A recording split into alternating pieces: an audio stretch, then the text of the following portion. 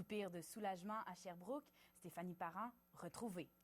Les bas prix de l'essence attirent les automobilistes estriens chez nos voisins du Sud.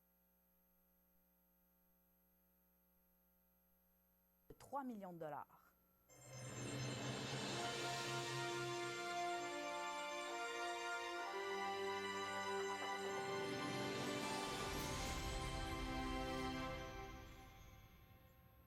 Mesdames et messieurs, bonsoir. Bienvenue à votre téléjournal 18h. Ici Isabelle Morin. La jeune étudiante sherbrookoise Stéphanie Parent a été retrouvée vivante et en santé ce matin au Nouveau-Brunswick. C'est en fin d'avant-midi aujourd'hui qu'un motoneigiste a aperçu sa voiture. Le GPS de Stéphanie l'aurait dirigée dans une route enneigée. 89 sous le litre, c'est très peu comparativement au prix de l'essence qui a récemment monté à 1,24 $ en Estrie. Le nombre d'Estriens qui traversent la frontière pour remplir leur réservoir serait donc susceptible d'augmenter. Le prix de l'essence y est inférieur de 25 %, une différence qui est aussi marquée par la force du dollar canadien. Et Ski Bromont investira dès cet été dans la mise en place d'un 5e versant éclairé. Le versant des Épinettes récupérera la remontée mécanique du Montjoie pour la moderniser. Ainsi, Ski Bromont se démarquera davantage de ses compétiteurs estriens. Une ville, deux vocations. Mais comment Sherbrooke réussira-t-elle à rallier environnement et tourisme? C'est ce que vous verrez dans le reportage qui suit, réalisé par Ariane Legault. Avec ses quelques 100 000 habitants, Sherbrooke est la plus importante métropole estrienne. Ceux qui la connaissent bien l'appelleront la ville verte. Ce statut, Sherbrooke se l'est bâti grâce à une conscience environnementale présente dans tous ses projets de développement. On essaye toujours de respecter les normes environnementales qui sont courantes, mais de les améliorer, de les dépasser, soit par de nouvelles techniques ou soit par des techniques d'innovation. Le maire assure que l'implication de Sherbrooke va au-delà du discours environnemental qui paraît bien, mais qui ne change rien. Il y a beaucoup de gestes au quotidien dans les décisions qu'on prend. La variable développement durable, la variable environnement, elle reste présente dans toutes les décisions. Mais pour Anthony Daigle, la vulnérabilité de Sherbrooke face au changement climatique n'est pas moindre qu'ailleurs. On doit s'attaquer aux principales cibles au niveau des émissions de gaz à effet de serre. Une des principales cibles, c'est le secteur du transport. Pour lutter, la ville devra s'adapter. Au niveau de la collecte des matières résiduelles, on passe moins souvent. Au niveau des transports actifs, on repense la ville autrement. Voilà que la municipalité aspire à un nouveau défi. Faire de Sherbrooke la destination voyage en Estrie. Le problème, c'est que l'industrie du tourisme peut engendrer des effets néfastes sur l'environnement. Le métro, l'autobus, puis le vélo, comme le vélo Bixi. À Sherbrooke, il n'y a rien de tout ça qui existe. Donc une ville comme Sherbrooke est peut-être pas encore assez bien ajustée pour répondre à une augmentation du tourisme. La solution miracle, il n'y en a pas. Un juste milieu, par contre, oui, l'écotourisme. On favorise le tourisme, mais on favorise aussi la façon dont on le fait. Le Delta récupère, en termes de récupération, ils réussissent à récupérer à peu près 100 % de ce qu'ils génèrent comme déchets. Grâce à une empreinte environnementale au cœur de tous ces projets, Sherbrooke a su se distinguer dans la région de l'Estrie. Maintenant, c'est sur la carte touristique que la métropole tente de faire sa marque. L'écotourisme s'avère donc être une solution intéressante pour la ville de développer son économie tout en respectant l'environnement. Ariane Legault, JDLC, Sherbrooke. Alors Ariane, dans votre reportage, vous nous avez parlé des réalités auxquelles Sherbrooke doit faire face en termes de changement climatique. Effectivement, Isabelle. Et vous savez, quand on parle de changement climatique, on fait surtout référence à l'augmentation des gaz à effet de serre. Donc au Québec, le secteur du transport totalise 70 % de l'émission.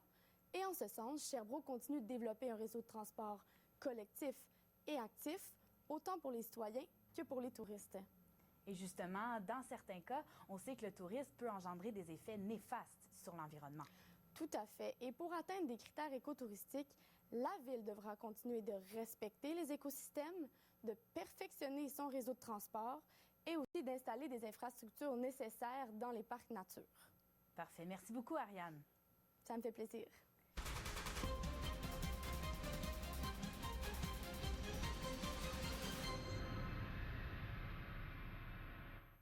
Le coprésident de la Commission sur les accommodements raisonnables refait surface dans le débat sur l'interculturalisme. Marie-Pierre?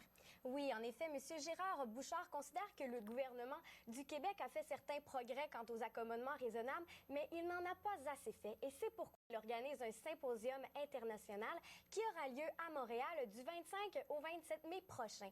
Dans ce symposium, il sera associé d'experts québécois et également d'experts européens. Mais Marie-Pierre, pourquoi aller chercher l'appui de nos voisins européens? Alors, premièrement, les Européens vivent des situations assez semblables à celles du Québec en matière de multiculturalisme. Et deuxièmement, également, en Europe, on a fait d'importantes recherches et des expériences assez poussées à ce sujet. Mais qu'est-ce qui explique que M. Bouchard, dans ce débat, alors qu'il est beaucoup moins d'actualité ces temps-ci, pourquoi il refait surface? Il refait surface parce qu'en fait, c'est un climat plutôt calme qui est très propice à des échanges et qui pourrait, à ce moment-là, donner des conclusions assez intéressantes. Également, M. Bouchard confirme qu'il y a toujours des controverses par rapport aux accommodements raisonnables. Je donne ici l'exemple du crucifix ou du kirpan entre les murs de l'Assemblée nationale.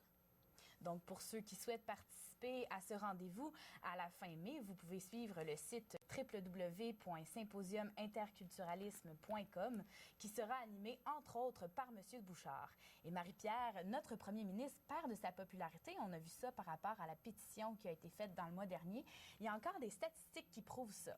Oui, il y a eu une enquête qui a été réalisée par Angus Reid et Vision Critical qui révèle que Jean Charest serait le premier ministre au pays le moins populaire. C'est une enquête qui a été réalisée auprès de 6 000 adultes au hasard qui prouve son dernier rang.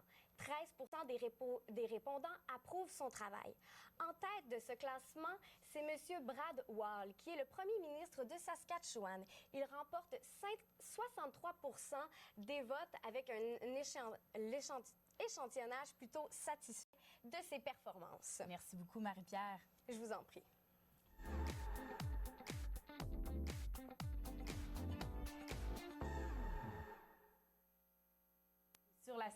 Sur la scène culturelle, Geneviève, la semaine de relâche n'est pas finie et le Mont-Bellevue offre toujours des activités spéciales. Pas seulement le Mont-Bellevue, on parle plus précisément de la station de ski du Mont-Bellevue. Du 28 février au 7 mars prochain, la station de ski offre plein d'activités encore pour la relâche. Donc ce soir, entre autres, il y a la soirée pour dames. Donc c'est gratuit pour ces dernières. Mais messieurs, ne soyez pas jaloux puisque samedi, c'est votre tour de ne pas dépenser, de passer ainsi une bonne soirée gratuite. Demain, il va y avoir la présence de Énergie 106.1 qui va pouvoir animer sur place en musique de 11h à 15h. Et si vous voulez plus d'informations, il faut aller sur le site Internet du Mont-Bellevue et l'horaire y sera affiché. Et 2 spectacles à Sherbrooke attirent notre attention cette semaine. Oui, entre autres, il y a Alpha Rococo qui offre un spectacle le vendredi le 4 mars au Théâtre Grenada. Le spectacle présente leur dernier album Chasser le malheur. Et hier soir, il y a Brou qui est venu célébrer sa 200e représentation à Sherbrooke. Ceux-ci disent toujours adorer venir se produire ici, entre autres parce qu'il y a la salle Maurice Aubrédé, c'est une des plus belles salles au Québec. En 30 ans, 160 000 Sherbrookois ont eu le plaisir d'assister à la pièce. Et c'est pourquoi il y a 2 autres représentations qui vont être données jeudi et vendredi, soit le 3 et 4 mars. Et il n'y a pas seulement des artistes qui viennent à Sherbrooke, mais des Sherbrookois qui vont aussi ailleurs, c'est ça? Oui, d'ailleurs, il y a Mister Valère, justement, qui s'en va, lui, à Austin, au Texas, faire le festival South by Southwest du 11 au 20 mars. C'est vraiment une vitrine culturelle sur le Québec, une vraie rampe de lancement pour les nouveaux créateurs. Ça va leur permettre de percer aux États-Unis et un peu partout ailleurs, d'ailleurs. Je sais qu'un autre Sherbrookois, justement, se démarque à l'international. Philippe Donegan, qui est un ancien professeur de l'École de musique de l'Université de Sherbrooke et qui a 25 ans d'expérience en violon, va vivre prochainement une bonne expérience avec les plus grands.